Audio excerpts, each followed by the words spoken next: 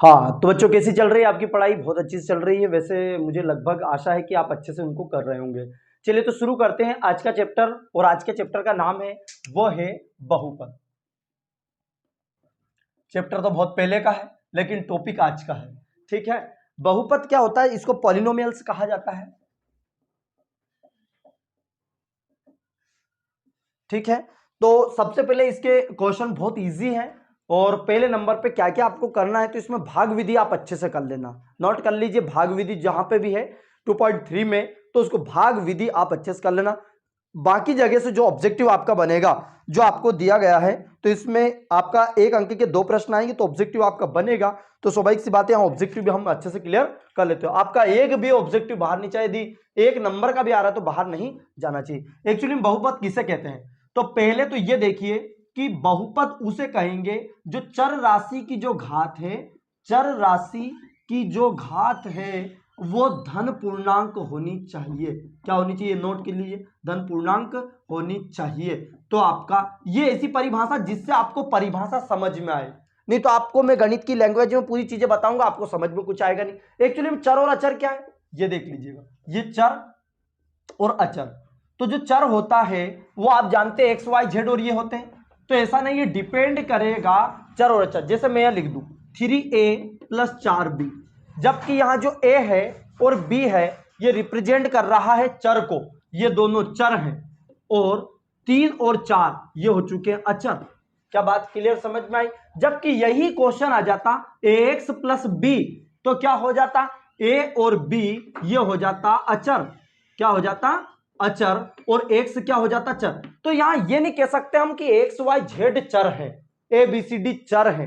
ये डिपेंड करेगा उसके ऊपर कि क्या आपको दिया गया है। तो ध्यान रखिए कि जो पहली वाली राशि होती है जो गुणे में होती है, चर राशि के गुणे में होती है, वही हमारी अचर होती है। देखिए ये चर है, वो चर राशि के में जो एक संख्यात्मक मान होता है, वो संख्यात्मक मान रिप्रेजेंट कर रहा है ए और बी को। यहां बात करेगा कि ए और बी जहां अचर राशि है और ये एक संख्यात्मक मान को प्रदर्शित करेगा, तो एक संख्यात्मक मान जो चर राशि के गुणे में हो वहां राशि अचर राशि कहलाती है। क्या बात समझ में आई? मैं बोल ज्यादा रहा हूं, लिख कम रहा हूं, इसलिए आप नोट करते चलिए। जिसको जो जो आता है वो कोई दिक्कत नहीं आता है तो नोट कर लीजिए, और आता है तो सुन लीजिए, ताकि आपका रिवीजन हो जाएगा। नहीं तो ये थपड़ा है ना, ये बिल्कुल ऐसा पड़ेगा बिल्कुल कि मतलब उधर जाओगे आप एक दिन। क्लियर है? अब ये थोड़ा सा ध्यान रखिए क्योंकि आप समय बहुत कम बचा है, ध्यान रखिएगा, ठीक है। हाँ कि मार साहब मारेंगे कैसे आप? हम तो मोबाइल में, ठीक है, पता चल रहा है मेरे को, यहाँ घर तक पहुंच जाऊंगा मैं, ठीक है। चर और अचर, तो यहां हो चुका चर और अचर, ये आपका क्लियर हुआ क्या? सबसे पहले तो यहां चर। अब क्वेश्चन बोल रहा चर राशि की जो घात है वो धन पूर्णांक होनी चाहिए। चलिए ये इसका मतलब क्या है सर? यदि मैंने लिख दिया, सबसे पहला क्वेश्चन तो यह आता निम्नलिखित में से बताइए कि कौन सा बहुपद है। अब मैं लिख देता हूं 3 4, जैसे लिखा मैंने 3x + 1/x, 3x + 5√x, 3x² + √5x + 1, ये मैंने बहुत सारे लिख दिए। आपके पास पूछेगा कि कौन सा बहुपद है, ठीक है। अब देखिएगा 3x + 1/x, इस 1/x को यदि मैं लिखूंगा तो 3x प्लस इस x ऊपर गया तो ये पावर काय में चली जाती है? माइनस में। तो मैंने क्या बोला कि चर राशि की घात धन, संख्या कैसी होनी चाहिए? धन। घात तो है लेकिन कैसी चाहिए हमें? धन पूर्णांक होनी चाहिए। तो क्या ये बहुपद है? तो लिख दोगे सर नहीं है। अरे सर इतना सरल, बस ये ऐसे ही बताना था आपको। क्लियर है? दूसरा 3x + 5√, मैंने क्या बोला? घात। धन पूर्णांक होनी चाहिए, और पूर्णांक कभी भी कटा पिटा नहीं होता है, मतलब माइनस में हो जाता है, जैसे -3, -2, -1, 0, 1, 2, 3, कभी भी 1.5 पूर्णांक नहीं है। क्यों नहीं है? क्योंकि तो परी में बन गया। क्लियर है? देखिए दशमलव हटाइए तो 15/10 हुआ कि नहीं हुआ? तो ये 1.5 2.5 ये ऐसे पूर्णांक नहीं है। क्लियर है? पूर्णांक पूरा सही साठ होना चाहिए। इसका मतलब ये तो 3x + 5, इस x का मतलब ये होता है इसकी पावर कितनी है? 1/2। इसलिए ये देखिए कटा पिटा हो गया, आधा हो गया, इसलिए आधा हो गया, तो ये पूर्णांक नहीं है। धन भी होना चाहिए, पूर्णांक भी होना चाहिए, तो ये बहुपद नहीं है। क्या बात क्लियर? दूसरा, अब आपका ये बहुपद है क्या? तो बिल्कुल है। देखिए x की बात है क्योंकि चर चर क्या है, x है। चर राशि देखिए आपकी धन है, उनकी घात 2 है या 1 है, मतलब ये हाँ, अर्थात समझ में आया कि ये आपका बहुपद है। क्लियर? नहीं तो आप इसके रूट के चक्कर में सर ने रूट वाला हटाया था, तो रूट किस पे नहीं होना चाहिए, एक्स वाई जेड, केवल कहने का मतलब चर राशि पे रूट नहीं होना चाहिए, अचर पे भले ही रूट हो। क्या बात क्लियर है? इसलिए मैंने 3 प्रकार के क्वेश्चन ले। अब यदि बहुपद हो गया तो वो कौन सा बहुपद, पहले तो बहुपद की परिभाषा से आपको ये समझ में आ गया। अब यदि बहुपद हो गया तो वो कौन सा बहुपद होगा, तो मैं आपको पूरी चीज बता देता हूं। एक तो बहुपद आपके 2 प्रकार से हो गए, एक तो पद के आधार पर और एक स्टेप के आधार पर, मतलब घात के आधार पर। पद क्या है, यदि एक पद है तो एक पद ही हो गया, एक पदी बहुपद, द्विपद, द्विपद और त्रिपद, ये हो गया आपका मोनोमियल, बाइनोमियल, ट्राइनोमियल्स इंग्लिश में। घात के आधार पर रेखिक, द्विघात और त्रिघात। क्लियर है?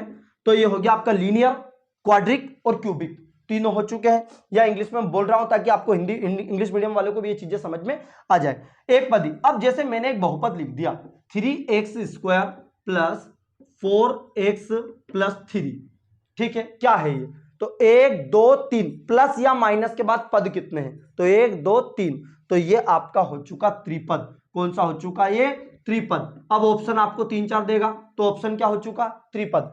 और घात के आधार पर घात कितनी है इसकी, 2, तो क्या हो चुका, द्विघात। एक ही उदाहरण से पूरी चीजें क्लियर हो जानी चाहिए, तो हजारों उदाहरण कर ले, कॉन्सेप्ट क्लियर नहीं हो रहा क्या मतलब। यदि पद के आधार पर ऑप्शन मिले तो इसका आंसर त्रिपद हो जाएगा, घात के आधार पर मिले तो ये हो जाएगा आपका क्लियर, द्विघात। अब मान लीजिए मैंने लिखा x3, ये क्या है, ये कौन सा बहुपद है ना, विच टाइप ऑफ पॉलिनोमियल्स, क्या पूछ रहा, बहुपद की पूछ रहा है, कोई किस प्रकार का बहुपद है। तो घात कितनी है, 3, तो कौन सा हो चुका, त्रिघात। और पद, पद कितने, 1, तो आंसर क्या हो गया, एक पद। क्लियर है? तो यहां आपको कॉन्सेप्ट समझ में आया कि बहुपद के प्रकार कैसे कैसे क्वेश्चन आएंगे, अभी हम प्रश्न बैंक का देख लेंगे। दूसरा, एक और यहां शून्यांक का कर लीजिए, बहुपद के जो शून्यांक आते हैं, तो ये देख लीजिए, alpha plus beta is equal to minus b बटा ए होता है, और एल्फा इंटू बीटा बराबर सी बटा ए, ये शून्यांक है। क्या है ये शून्यांक का योग है और ये शून्यांक का गुणनफल है। दो को अच्छे से याद कर लीजिए। ये बी है, मतलब जैसे कोई सा भी एक द्विघात समीकरण है, सॉरी द्विघात बहुपद है, x² bx प्लस सी एक द्विघात बहुपद हो, बराबर 0 मत लगा देना गलती से भी, नहीं तो समीकरण बन जाएगा। क्या बन जाएगा? इसलिए बहुपद में बराबर नहीं होता है, ध्यान रखिएगा, ठीक है। तो यदि मैं बोल रहा हूं alpha plus beta minus b बटा, क्या लिख रहा हूं मैं, एक्स का गुणांक, देखिए मध्यपद एक्स का गुणांक, तो इसको कभी कभी हिंदी में ये बोल देता है माइनस एक्स का गुणांक, ये लिख दिया आपने। गुणांक किसे कहेंगे? कोएफिशिएंट। कोएफिशिएंट मतलब होता है गुणांक, जो अचर राशि होती है, जो चर राशि में गुणे में होती है, वही गुणांक होती है, ठीक है। तो गुणे में कौन है? एक्स का गुणांक बटे x² का गुणांक। तो कभी कभी इसको हिंदी में लिख देता है भैया वो, देखिए माइनस बी बटा है माइनस एक्स का गुणांक x² का गुणांक, ये क्या हो जाएगा, सी अचर पद, अचर पद बटे x² का गुणांक। ये हिंदी में भी लिख दिया मैंने, ये अचर पद ही तो है, सी अचर पद बटे x² का गुणांक। तो हिंदी और ये दोनों कंप्लीट हो गया। अब चलता हूं मैं लेके आपको ऑब्जेक्टिव के ऊपर, जो कि प्रश्न बैंक में कुछ क्वेश्चंस दिए हैं, उनको देख लेते हैं। चलिए, क्वेश्चन आपकी स्क्रीन पर दिखाई दे रहा है। प्रश्न बैंक का क्वेश्चन है कि यदि द्विघात x² शून्यांक अल्फा और बीटा हो तो अल्फा इंटू बीटा का मान, पहला क्वेश्चन अल्फा इंटू बीटा का मान अभी क्या बताया था मैंने, सी बटा है, राइट आंसर। दूसरा क्वेश्चन x² शून्यांक अल्फा प्लस बीटा का मान, अल्फा प्लस बीटा का मान क्या बताया था मैंने, माइनस बी बटा है, राइट आंसर। तीसरा क्वेश्चन रेखिक बहुपद, देखिएगा बहुपद आपको दिया है ax प्लस बी का शून्यांक क्या होगा। ये एक्चुअली में शून्यांक क्या होता है, शून्यांक का मतलब इसका संधि विच्छेद करता हूं मैं, शून्य के बराबर अंक कर दीजिए, शून्य के बराबर अंक कर दीजिए, बस सीधा सा ध्यान रखें, ठीक है, इसको शून्यांक। अब ax प्लस बी जो भी आपको दिया है उसको शून्य के बराबर कर दो, उसका मतलब शून्यांक। क्या दिया है, x प्लस बी बराबर क्या रख दोगे आप, 0। मान किसका चाहिए भैया, x का, तो ax प्लस का b इधर गया तो ये माइनस का हो गया। गुणे वाली संख्या कहां जाती भैया, बटे में, तो माइनस बी बटा ए, बस ये राइट आंसर हो गया। कितना इजी था।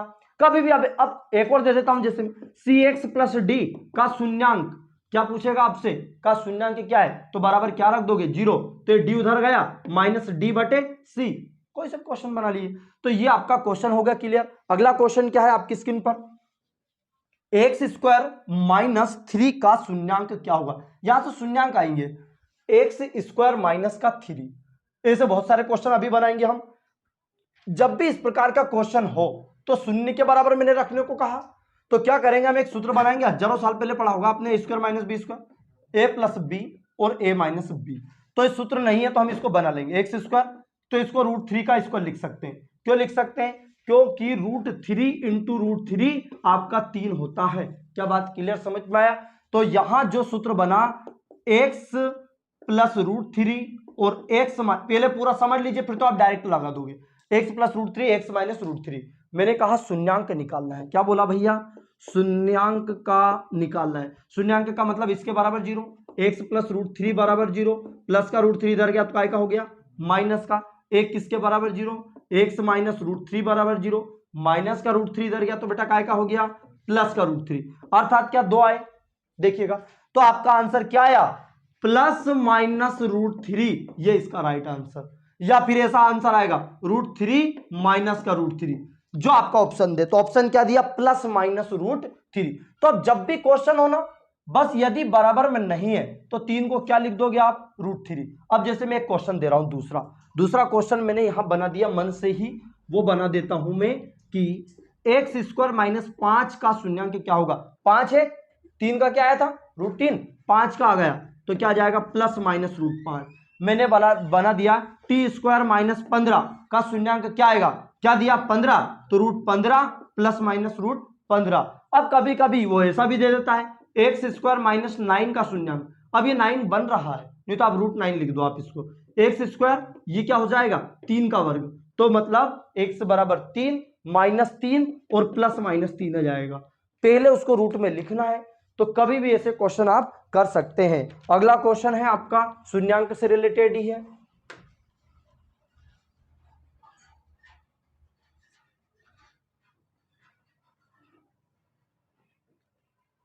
हम जिएंगे और मरेंगे ए वतन तेरे लिए।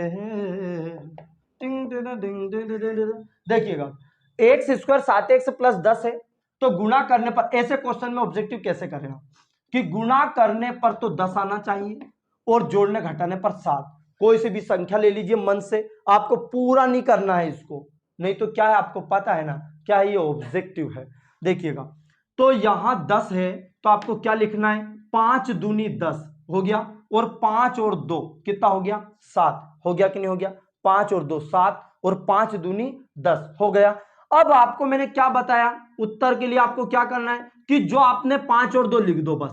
आपसे पूछा शून्यांक क्या है, प्लस का इधर जाएगा तो माइनस का हुआ, तो जो प्लस वाला है वो माइनस का हो जाएगा, और प्लस तो दोनों के आए के हो गए आंसर। बस ऐसा करना है आपको, ऑब्जेक्टिव है ना तो ऑब्जेक्टिव के अकॉर्डिंग सोचना है। तो क्या आंसर आया आपका -5 -2, ऐसा और भी आ जाएगा। सपोज में लिखा एक्स स्क्वायर 9x प्लस 20 का शून्यांक क्या होगा।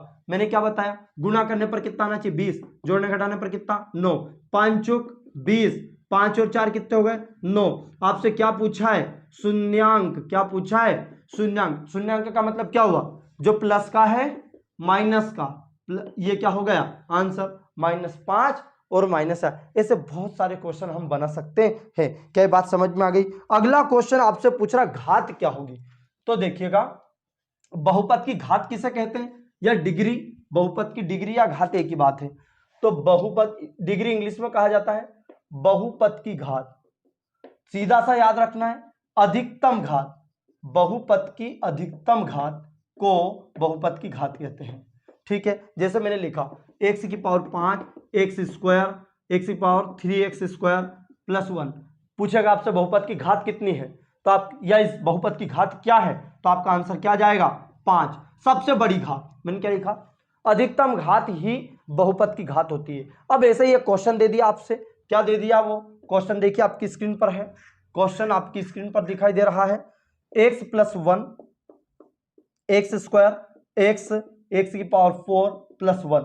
तो आपको पूरा नहीं करना है, इस x का गुणा करेंगे तो गुणे में घातें जुड़ती है, तो यहां तो घात कितनी हो जाएगी 3, यहां कितनी हो जाएगी 2 क्योंकि एक पहले से ही, यहां कितनी हो जाएगी 5, तो सबसे बड़ी घात क्या हो जाएगी यहां, तो इसकी आंसर क्या हो गया 5। नहीं तो आप वहां गुणा करने के लिए भिड़ गए, ठीक है, गुणा नहीं करना है। जैसे मैंने बोल दिया x प्लस 1 और x की पावर 7 प्लस 1 की घात क्या होगी, तो घात कितनी है 7, ये गुणे में होगी तो घातें क्या हो जाएगी जुड़ जाएगी, 7 और 1 कितनी होगी 8, सीधा आंसर। क्या बात क्लियर समझो, कोई सा भी x प्लस 1, x माइनस 1 और x स्क्वायर प्लस 1 घात कितनी होगी 1 है, यहाँ गुणे में घातें जुड़ती है, यहाँ भी कितनी है 1 और यहाँ कितनी है 2, तो कितना हो जाएगा 2 और 1 3 और 1 4। ऐसे जोड़ना है आपको बहुपद की घात को, ऐसे गुणा मत करने के लिए लग जाना आप, ठीक है ठीक है। तो ये आपका क्लियर हुआ भैया बहुपद। तो इसमें लगभग जो चीजें थी आपकी केवल यही था कि बहुपद की घात कितनी है, बहुपद क्या है,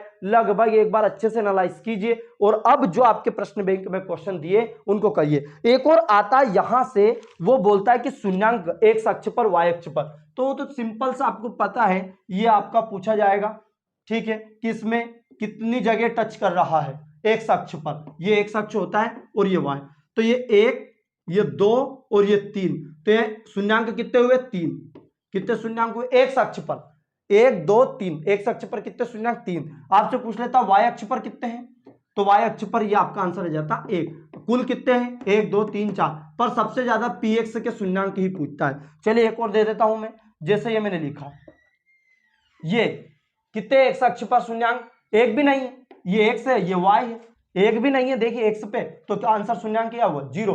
तो कोई सा भी चित्र आपके सामने दे सकता है, आपको बनाना है, 2 नंबर में भी आता है तो कभी 1 नंबर में, ठिकाना नहीं है, आप अपनी तैयारी कंप्लीट कीजिए, ठीक है। आज के इस लेक्चर के लिए सफिशिएंट है, अच्छे से रिवीजन कीजिए, नोट डाउन कीजिए। जय हिंद जय भारत।